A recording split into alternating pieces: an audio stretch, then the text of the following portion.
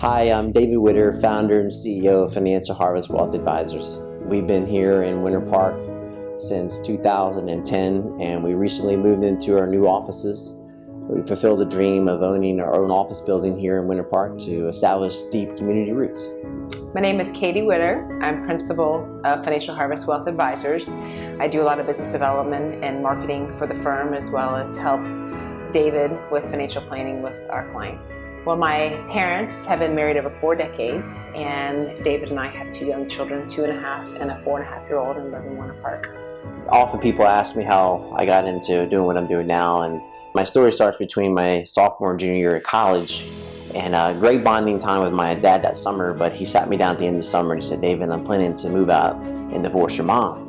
And a few weeks after that, I'm on the phone with my mom and I said, "How you doing? How you coping?" She said, "I'm okay, but I'm really worried about money." And it was then that I started taking my elective courses at the engineering school to learn about money and investing to help my own mom first and my own family first. And little did I know it turned into just a passion and mission in life to be able to help people with money and help families with money. We have the ability with 3 or 4 or 5 or 6 professionals that we can really collaborate effectively together to deliver wealth management solutions that in the past only the super ultra high net worth people could afford.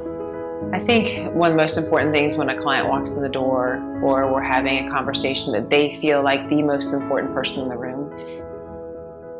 Hello, my name is Daryl Place, and I'm the Relationship Manager for Financial Harvest Wealth Advisors.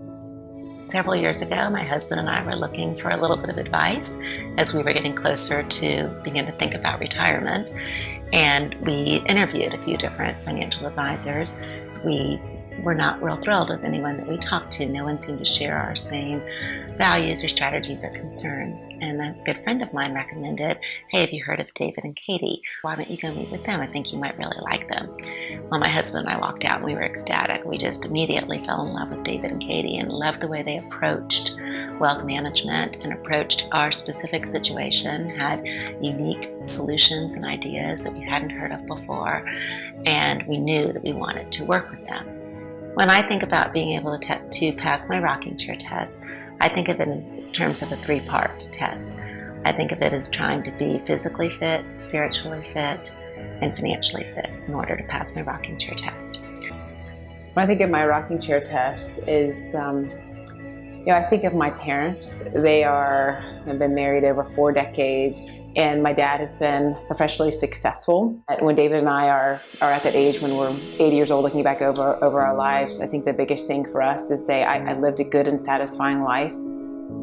Over Christmas, I remember this one story as I was pulling to church, and I get out of my car and there's a homeless lady on the street. I said, "Well, let's take this money, let's give this lady a little bit of money." And he said, "Mama, does she not have a home?" And I said, "No." And he said, "Can we buy her a home?" I mean, like how neat would it be someday to say, let's help her. Let's help her, to make a significant difference in her life, not just by a dollar bill. I think that, in my heart is when I can make a difference in somebody's life, big or small, that's the ultimate.